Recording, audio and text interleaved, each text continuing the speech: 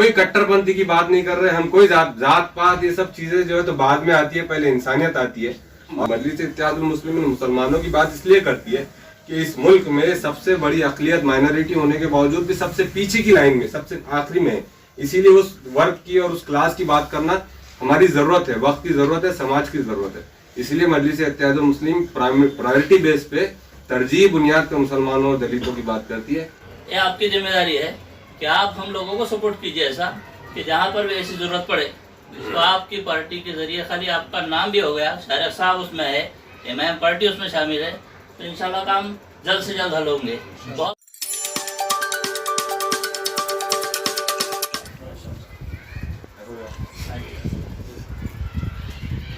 बहुत मुबारक शारिक साहब को।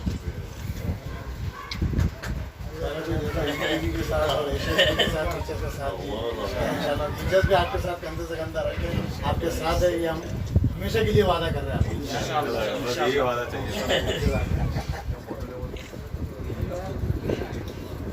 ये सब यासिर भाई के महल्ले के बच्चे हैं।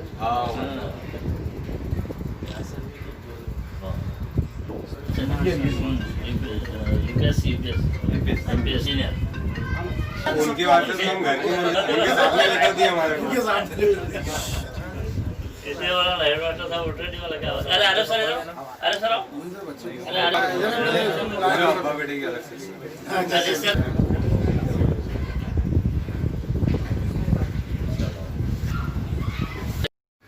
मौजूद मेहमान खुसूसी और तमामी शुरा का मैं अखिल भारतीय उर्दू शिक्षक संगठन उसके सदर जनाब इलाजुल फारूकी और उसके ज़िम्मेदारान जानिब से यहाँ पर मौजूद तमाम का इस्तकबाल करता हूँ। भाइयों, जैसा कि आप जानते हैं कि किसी भी तहरीक और कोई भी मुहिम को कामयाब करने के लिए एक अच्छे नेता की और क़यादत की ज़रूरत होती है। माशरा जिन हालात से गुजर रहा है, हम बखूबी समझते इस बात को कि जब तक ये कमान और ये बागडोर किसी अच्छे सुलझे हुए अच्छी शख्सियत जो कि इसको लेके चले, कामयाब करे। और हमारे आप जो है अभी फिलवक्त एशिया एक्सप्रेस के एडिटर इन चीफ है, इसी तरह से इन्होंने इससे पहले भी सहाफ़त की जिम्मेदारी संभाली है। अब प्रिंट मीडिया से चलकर वो जो है सियासत के मैदान में कदम रख रहे हैं, तो इस बात की बड़ी खुशी है कि आपने जो है तो शहर इमाम के शहर सदर की जिम्मेदारी संभाली है। और मैं उम्मीद करता हूँ कि हम तमाम जो आपसे उम्मीद रखते हैं आप इस पर खरे उतरेंगे और आपका दिल की गहराई से इस्तकबाल करता हूँ। और मैं अगली कार्रवाई के लिए जनाब इलाजुल फारूक साहब को असातिज़ा-ए-किराम, सबसे पहले तो जैसा जाकिर साहब ने आपको बताया कि ये तकरीब किस लिए मुनक़िद की गई है। शारिक नक्शबंदी साहब ये जो इमाम के शहर सदर पर इनका जो तकर्रुर हुआ है, उस सिलसिले में उनका इस्तक़बालिया अखिल भारतीय उर्दू शिक्षक संगठन और उर्दू शिक्षक संगठन मोइनुद्दीन साहब की जानिब से यहाँ पर मुनक़िद किया गया है। शारिक साहब की तारुफ़ करने की तो कोई किसी को ज़रूरत नहीं है, सब जानते हैं। यहाँ तक के महाराष्ट्र भर में उनका नाम है, क्योंकि पहले बहुत पहले से इन्होंने औरंगाबाद टाइम्स में काम किया। उसके बाद हमारा इलेक्ट्रॉनिक मीडिया जो सबसे ही टीवी उर्दू है, उसमें बहुत अच्छा काम उन्होंने अंजाम दिया था। और उसके बाद एशिया एक्सप्रेस के एडिटर इन चीफ बन गए। उसके बाद उनका भी यूट्यूब चैनल भी एशिया का चलता है। और सबसे अहम जिम्मेदारी अब जो उनको मिली है, ये मीडिया के अलावा ये पब्लिक के जो काम होते हैं उसको आगे बखूबी बढ़ाने के लिए इमाम पार्टी ने उनको शहर सदर मुनक़िद किया है। तो हम चाहते हैं कि बहुत सारे मसले मसाइल है और ये मसलों को हल करने के लिए पार्टी ने ऐसा नुमाइंदा जो दिया है, जो हर तबके को जानता है, हर मसाइल को जानता है। मीडिया में हर किस्म की आपको न्यूज़ मिलती है और वो बखूबी जानते हैं कि रास्ते क्या है, नालियाँ क्या है, लाइट क्या है। सबसे अहम मसला इसके अलावा तालीम का है। जब तक किसी भी समाज में तालीम नहीं मिलेगी तो कोई समाज तरक्की नहीं कर पाता। सबसे पहले हमको तालीम की तरफ ज़्यादा तवज्जो देनी चाहिए।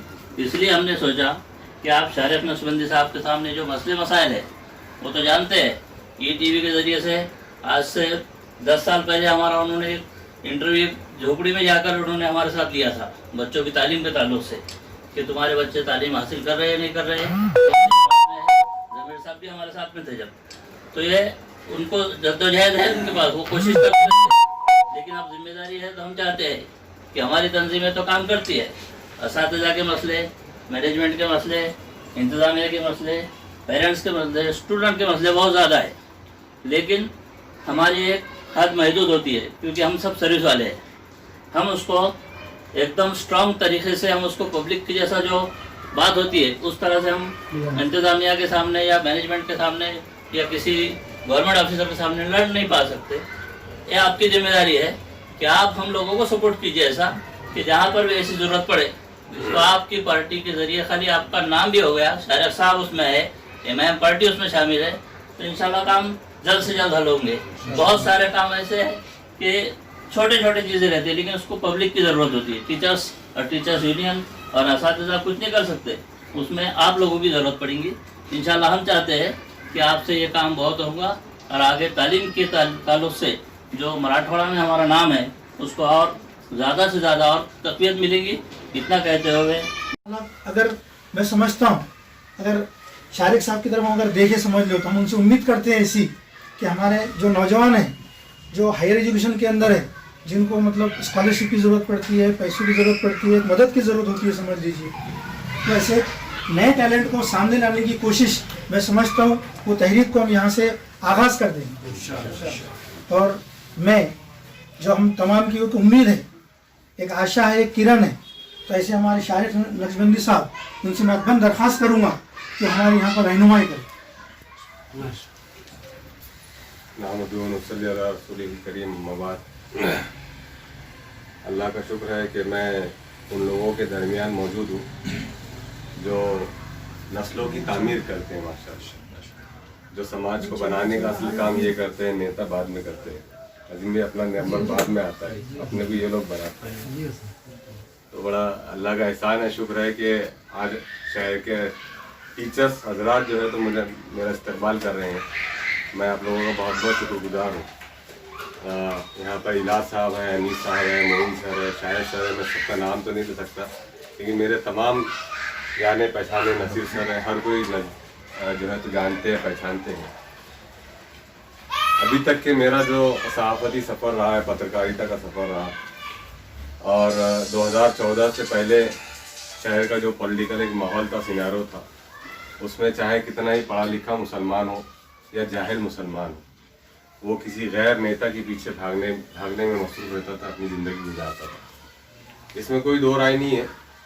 कुछ बातें पटेल साहब एडिट कर देना क्योंकि तो घर में हो रही बात है। इसमें कोई बात नहीं है कि शहर में आज आप जो ग्रेजुएट कॉन्स्टिट्यूएंसी का एमएलए देख रहे हैं, उसके बाद टीचर्स का जो एक विक्रम काड़े की शक्ल में जो आप एमएलए देख रहे हैं, तो ये आपके बच्चों को नहीं मालूम होगा, लेकिन उनको वहाँ तक पहुँचाने में ये टीम का सबसे बड़ा हाथ है। मैंने देखा ये टीम है ना, गाँव खेड़े खेड़े पहुँच जाती थी, इलाज सर पहुँच जाते थे, इलाज साहब की अलग एक टीम, मोइन साहब की अलग एक टीम, शाहिद सर की अलग टीम, सर की अलग एक टीम, ये काम बांट लिया करते थे आपस में। तो अभी तक की जितनी भी एनर्जी गई है वो दूसरों को बनाने में गई है, लेकिन मजलिस इत्तेहादुल मुस्लिमीन का ये अल्लाह की तरफ का करम है कि मजलिस की तरफ से एक प्लेटफॉर्म जो है तो इम्तियाज साहब, डॉक्टर साहब की शक्ल में शहर में खड़ा किया गया हुआ, और मुसलमानों में एक उम्मीद की किरण जगी कि नहीं, हम भी अपना कायद चुन सकते हैं। लोग कहते हैं कि मोदी है तो मुमकिन है, लेकिन औरंगाबाद में मजलिस है तो मुमकिन है, इतना मुझे समझ में आ रहा है। आप ये सोचते थे कि जो है तो 2014 से पहले कि हम अपना भी कोई आमदार खड़े कर सकते हैं, अल्हम्दुलिल्लाह हमने खड़े करके बताया। किसी के गुमान में तक नहीं था कि हम अपना एमपी खड़े कर सकते हैं, अल्लाह ने वो भी कर बताया। तो मेहनत हमने की, कोशिशें हमने की, और जो है तो उसके बाद अल्लाह ने उसका नतीजा अल्हम्दुलिल्लाह हमको दिया। अब जो नई नस्ल भी यहाँ पर बैठी है, अभी आपको बहुत आगे जाना है। अब अब्बा का रिटायरमेंट का वक्त आने वाला है इंशाल्लाह, लेकिन अब आपको और हमको मिलकर मजलिस को मजबूत करना है। पहले शारिक नक्शबंदी अभी है, 1 साल रहेगा, 2 साल रहेगा, उसके बाद घर को जाएगा। पार्टी बोली तो और काम करेगा इंशाल्लाह, नहीं बोली तो जितनी अपनी इस्तिताअत है उतना करते रहेगा, लेकिन मजलिस को और अपनी लीडरशिप को कायम करो।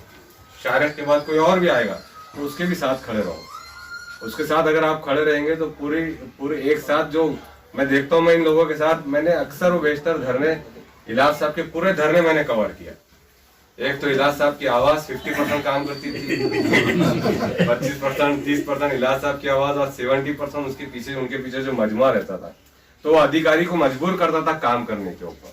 लेकिन अभी तक क्या होता ही आया कि हमारा इस्तेमाल हुआ, हमारा जो है तो ठीक है, हमारे को किसी पार्टी से कोई बैर नहीं है, लेकिन आपका जिम्मेदारी थी कि आपने जब हमको इस्तेमाल करे तो हमारे मसाइल को भी हल करते। लेकिन हमारे से लोग तो भी साल 2 साल में कोई ना कोई आपका नेता मिलने के लिए आता था, लेकिन अभी होता ही आया है कि 5-5 6-6 साल आपके दरवाजे की तरफ, आपकी गली मोहल्ले की तरफ कोई पलट के भी देखने को तैयार नहीं है कि तो आपकी वोट की जरूरत उसको आखिरी के 5वें साल के आखिरी महीने में लगती थी, तो तभी आपको याद करता था। तो अल्हम्दुलिल्लाह अब एक उम्मीद जगी है, मजलिस ने हमारे दरमियान एक शऊर बेदार किया है, अल्लाह ताला ने उसको जरिया बनाया है। तो बराह मेहरबानी आप बिल्कुल मजलिस को मजबूत कीजिए। और रहा सवाल मजलिस के ऊपर कट्टरपंथी का लेबल लगाने का या जो है तो मजलिस के ऊपर गैर ज़रूरी इल्ज़ामात लगाने का, हमारे और आपके कायद मोहतरम जनाब इम्तियाज़ जलील साहब डॉक्टर साहब ने महाराष्ट्र में हर उस मजहब के और धर्म के आदमी को मौका दिया, खासतौर से असेंबली इलेक्शन में, कॉरपोरेशन के इलेक्शन में, जो दूसरे मज़ाहिब से ताल्लुक़ रखते थे। तो ये जो एक टैग लगाने की कोशिश की जाती है, इससे आप बिल्कुल ऊपर उठिए। और मैं भी वादा करता हूँ आपको कि हम अपने बिरादरान वतन के साथ मिलकर इंशाल्लाह हक की लड़ाई लड़ेंगे जहाँ कहीं भी मौका मिलता है।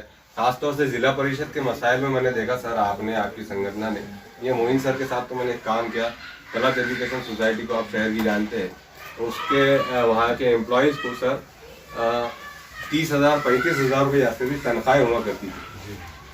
23 साल के बाद वहाँ के टीचर्स के हाथ में पासबुक है और वो इनकी संगठन है। ये मैंने शाहगंज की बिजली बैंक में पासबुक मिली तो उस बैंक में उस खातून ने रो दी। मैं चश्मदीद गाँव, वहाँ से मैं तकरीबन आपको 12-13 साल पहले की बात नहीं है। उसने बोली कि मैंने शादी नहीं की थी तो मेरे पास पैसा नहीं था, इस डर से मेरे घर वालों ने मेरी शादी नहीं की, मेरे को नहीं मालूम कि मेरी इतनी तनख्वाह हो गई थी। तो जहाँ यूनियन ने हक और इंसाफ की लड़ाई लड़ी, वहाँ सोसाइटी के लेवल पे भी ठीक है 19-20 होता है सोसाइटी को चलाने के लिए, कहीं कुछ तकाजे भी करना पड़ते हैं, लेकिन किसी पे जुल्म नहीं होना चाहिए, मजमूई तौर पे जुल्म नहीं होना चाहिए। इसका हमको और आपको सबको ख्याल रखना चाहिए। जिला परिषद के मसाइल में मैंने देखा ये यूनियंस ने, चाहे लेडी टीचर्स की प्रेगनेंसी की लीव का मामला हो, चाहे ग्रेजुएटी का मामला हो, मैं सही बोला sir, Maulana Azad finance corporation के लोन के सिलसिले में काम हो, तो ये यूनियन ने, ये जिम्मेदारान ने इनकी जितनी जिम्मेदारियां थी उतनी की है। लेकिन इनके पीछे जो पॉलिटिकल ताकतें थी उन्होंने इनको अपना उल्लू सीधा करने के लिए आज तक इस्तेमाल किया। लेकिन अब इंशाल्लाह मजलिस इत्तेहादुल मुस्लिमीन के बहैसियत city president, district city president होने के मैं आपको वादा करता हूँ कि आप आवाज़ दीजिए। अब आपका मसला आपका नहीं रहेगा, बल्कि उसको मजलिस अपना मसला समझ के इंशाल्लाह आपके पीछे खड़े रहेगी। और ये कोई पॉलिटिकल भाषण नहीं है, ये मैं टीचर्स के दरमियान बैठा हूँ, इसलिए यहाँ पर पॉलिटिकल बातें करने का सवाल ही पैदा नहीं होता। कि आप आगे बढ़िए, आप हमारी ताकत बनिए। हम उम्मीद करेंगे इंशाल्लाह कि 2024 या 2025 में ग्रेजुएट कॉन्स्टिट्यूएंसी में हम महाराष्ट्र से 3 सीटें निकालेंगे इंशाल्लाह। और मैं और वो आप लोगों के पास वो ताकत है, आपको बस उतना समझने की जरूरत है। और रहा सवाल, थोड़ा खुल के बातें करता हूँ, इलेक्शन में फंड्स की भी जरूरत पड़ती है। तो देखिए, जब इम्तियाज जलील औरंगाबाद आए थे 22 दिनों पहले इलेक्शन से, तो उनके अकाउंट में 1.5 से 2 लाख रुपए भी नहीं थे। तो उन्होंने बोले मैं इलेक्शन कैसे लड़ूंगा। उन्होंने नियत किया, आप यकीन जानिए कि उनके पास जो मंडप लगा था वो चाय का खर्चा भी यासर भाई को मालूम है कि कैसे कैसे लोग आके कर लिया करते थे। तो आप लोग साथ खड़े रहिए।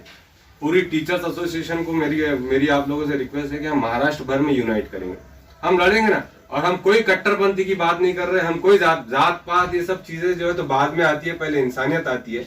और हम मजलिस इत्तेहादुल मुस्लिमीन नाम ही उस जमात का है जो अमन व सलामती की बात करती है, जो तमाम को मुत्तहद करने की बात करती है। अब चूंकि हम मजलिस इत्तेहादुल मुस्लिमीन मुसलमानों की बात इसलिए करती है कि इस मुल्क में सबसे बड़ी अक़लियत माइनॉरिटी होने के बावजूद भी सबसे पीछे की लाइन में, सबसे आखिरी में है। इसीलिए उस वर्ग की और उस क्लास की बात करना हमारी जरूरत है, वक्त की जरूरत है, समाज की जरूरत है। इसलिए मजलिस इत्तेहादुल मुस्लिम प्रायोरिटी बेस पे तरजीह बुनियाद पे मुसलमानों और दलितों की बात करती है। अगर हमारे पास कोई दूसरे समाज का पिछड़ा हुआ, सताया हुआ शख्स भी आएगा तो हम उसके लिए भी उतनी ताकत के साथ खड़े रहेंगे जैसा एक आम मुसलमान के लिए खड़े रहते हैं। ये हमारे कायद बैरिस्टर असदुद्दीन ओवैसी साहब ने बाज़ाब्ता मीटिंग में हमको ट्रेनिंग दी है कि आज बातिल ताकत है, आपको सिर्फ मुसलमानों का नुमाइंदा कहकर जो है तो बदनाम करने की कोशिश करेंगे। लेकिन उन्होंने कहा कि आप प्रायोरिटी उन कामों को भी दो तरजीह उन कामों को भी दो। जब कोई बिरादर वतन आपके पास आता है अपना काम लेकर, तो आपको पहले उनका भी काम करना चाहिए अपने लोगों के साथ साथ। तो आप जिला परिषद रहने दीजिए, आपका ट्रेजर ऑफिस रहने दीजिए, आप डिप्टी डायरेक्टर रहने दीजिए, ये जितने शोबे जात है आपके, यहाँ पर आपको जब भी जरूरत पड़ी आप मुझे कहिए। मैं अगर शहर में रहूँगा तो मैं अपनी पूरी टीम के साथ वहाँ पर रहूँगा। और बस यही है कि जाहिर सी बात है कि आप टीचर से आप खुद कानून कायदे में रहकर पूरे काम करते हैं। आमतौर से होता ही है कि कोई बोलता है कि मैंने किसी को चाकू मार के आगे मैं छुड़ा के लाऊं, तो वो तो पॉसिबल नहीं है। ये इन जनरल बात कर रहा है, लेकिन टीचर्स माशाल्लाह सब कानून कायदे में रह के काम करते हैं। आपके हर हक की लड़ाई के लिए मजलिस इत्तेहादुल मुस्लिमीन की पूरी डिस्ट्रिक्ट सिटी यूनिट मौजूद है।